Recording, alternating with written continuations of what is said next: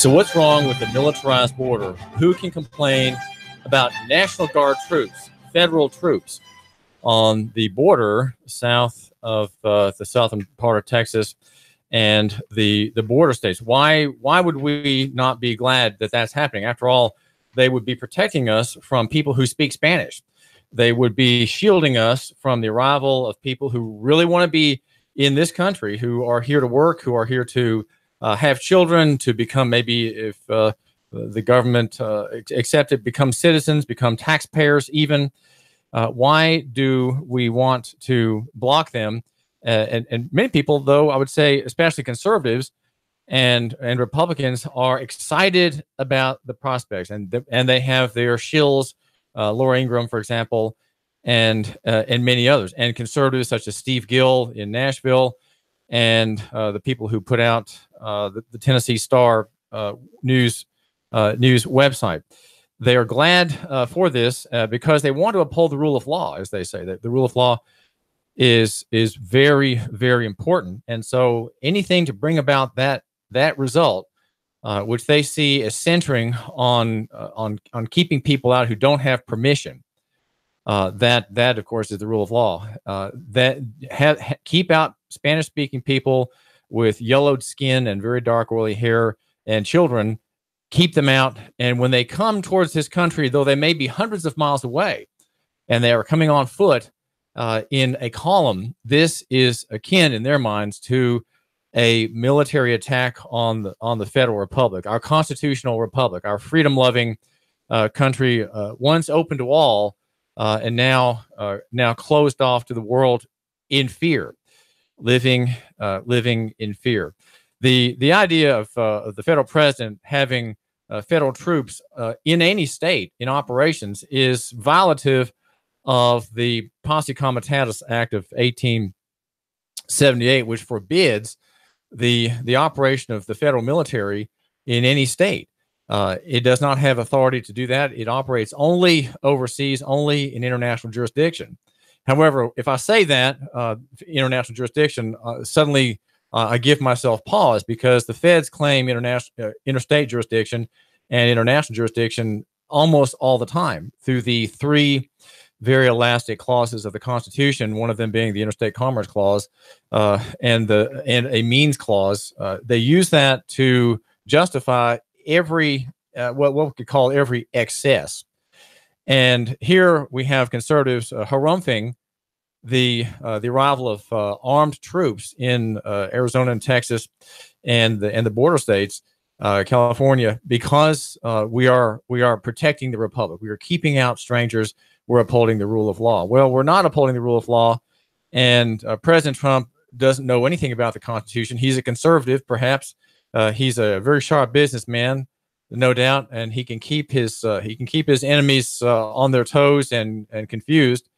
But here, in ordering these troops to protect Chattanooga, right? He's doing that to protect Chattanooga and Hamilton County from people who speak Spanish. He is violating the Constitution and violating this particular act. Already we can see the trend, and it's a trend that is long in the making and cause of great concern here in Chattanooga. And that is the militarization of life in general through the federal empire, and having troops massed on the border to protect us from civilians, building walls, are all part of effectively the progressive and socialist unitary republic, which is what the progressives have been fighting for since the late 1800s. In the early 1920s, progressives, occultists, and socialists in New England got past the first ban, the first blockade of new arrivals in the country. And there was one break in the 80s, I think, when there was kind of an open border. But at all the other times, there has been a consolidation of the republic, an arrival, you might say, not of a federal republic, which is what the founders created, in theory anyway, but a unitary and monolithic republic. In other words, a single entity, a unified single whole, not a grouping not a collective of states and their peoples, but a single one form, operating ostensibly all the parts in concert, without division, without competing power centers, without any decentralized power centers, giving check to the operation of the greater whole. That is what we have, and that is a trend that has been long in the making. And here we have again this a headline that tells about the growth of what John Whitehead. If you go to yournews.com, our sponsor, yournews.com, you can read his piece about this development by President Trump. Now, there's a lot to say about abusing law, and there have been predecessors of President Trump who are not too careful about laws, not too careful about constraints. Their goal is to have their wills executed. Right? He is the chief executive, and when you have a chief executive to whom you look up, as we all do whenever there's a president in the seat of power, we look up to him, whether he's President Obama or President Trump. We expect of him execution, right? He is the chief executive. He executes the laws by Congress, pursuant to the approvals and disapprovals of the High Court, at least in theory. The High Court is said to apply the Constitution and the statute to particular cases, or more generally, it's said that it interprets the Constitution. Though I would say that the Constitution is plain enough to not need interpretation, but rather application case by case in hard cases. That's why the court is supposed to step in when there's confusion or contradiction, or a major constitutional issue. It's supposed to find the High Court's supposed to find those cases of constitutional import and settle them once and for all. The Constitution says this, applying itself to these facts.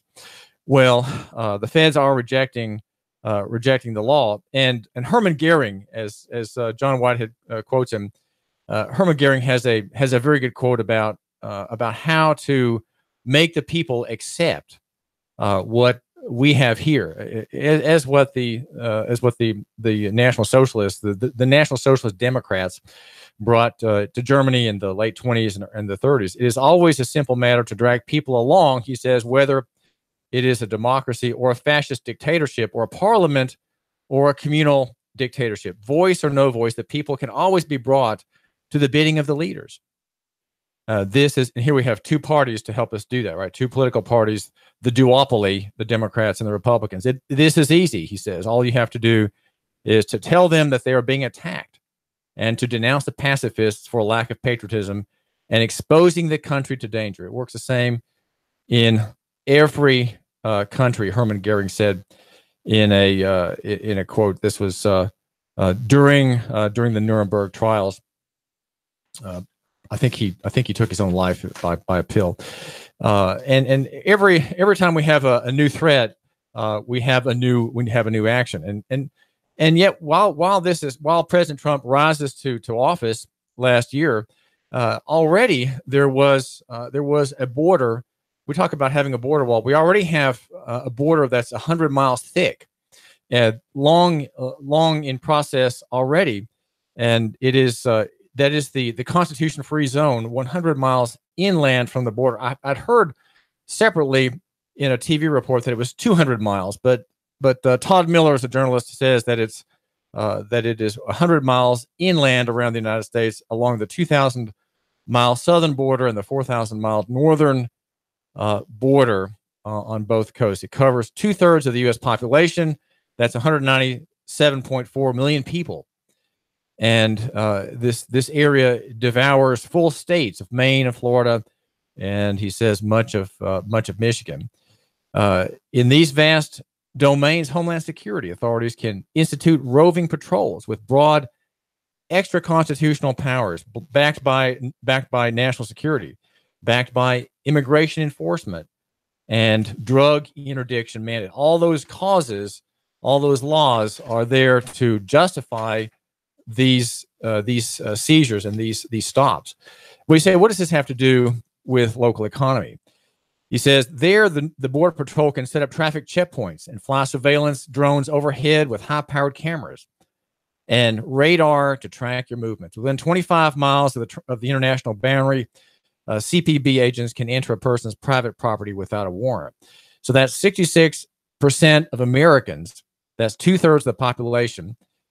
197.4 million people now live within the 100-mile corridor, which is constitution free. In other words, warrants, checkpoints, roadblocks, questions without probable cause, where you have to state whether you're a citizen or not, whether you are carrying contraband. And these checkpoints don't follow any state court's rulings. As here in Tennessee, we have the Hicks and the Downey decisions on roadblocks, and no federal authority has to follow those.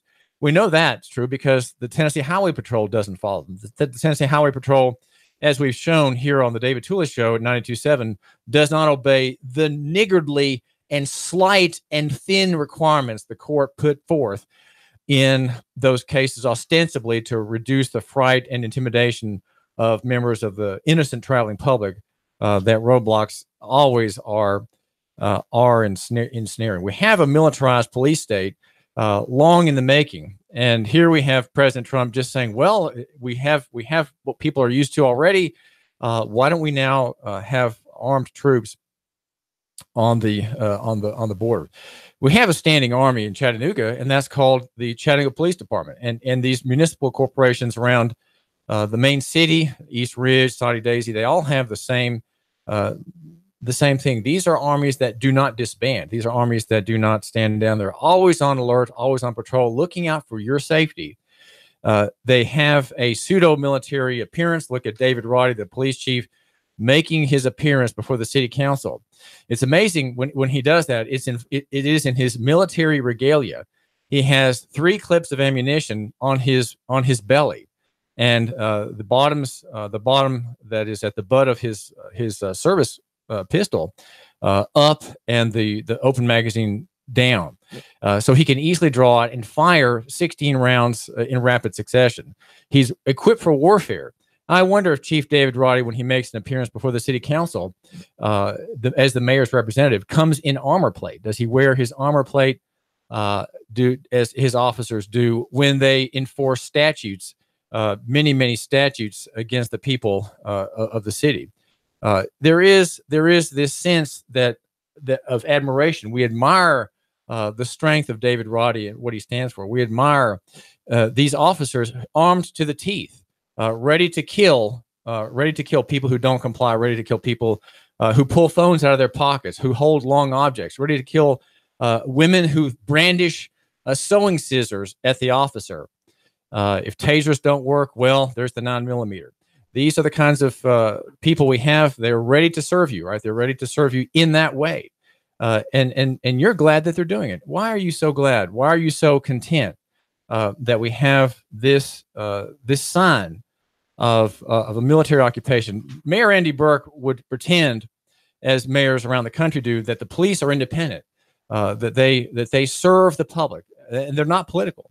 However, that is a marketing argument, and it is a sham.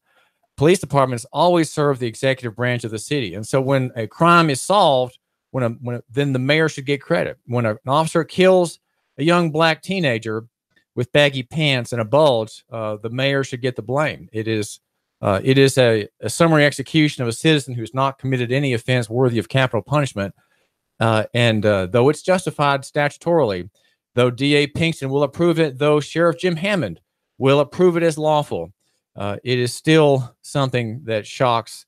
It shocks perhaps not the conscience as the judges would describe it, but it shocks the sensibility. And we accept it. We simply accept it. And my question for you, if you love Chattanooga, if you care about local economy, is why? Why do we accept these things? We are in a warfare state, and the war is against people who are civilians outside straggly columns of people wanting to move into this country to enjoy the freedoms you have, right? Or are they deluded? No, they want what this country stands for. They want what this country represents, even though in many ways those promises have faded in the credit-based, debt-based economy that we have now, where there is an increasing divide between the lower middle classes and lower classes, and on one hand, and the very, very wealthy on the other, who have the government contracts and their close connection with the spigots of credit, the banking sector, the financial sector, the hedge fund sector. Those are the people who are making their killing. In fact, John Whitehead says at Euronews.com this morning, he says, in fact, just about every nefarious deed, tactic, or thuggish policy advanced by the government today can be traced back to whom? To the DHS, the Department of Homeland Security, its police state mindset, and the billions of dollars it distributes to police agencies in the form of grants to transform them into extensions of the military. Militarizing police, incentivizing SWAT teams, spying on protesters, stockpiling ammunition, distributing license plate readers to police agencies, contracting to build detention camps, tracking cell phones with Stingray devices, carrying out military drills and lockdowns in American cities, using the TSA to carry out soft target checkpoints, directing government workers to spy on Americans, conducting widespread spying networks using fusion centers. We have them in Tennessee. I've written about them. Utilizing drones and other spy bots, funding citywide surveillance cameras, and carrying out constitution-free border control surveillance. He goes on to say there are Viper inspections at train depots and bus stations. We had them in Tennessee.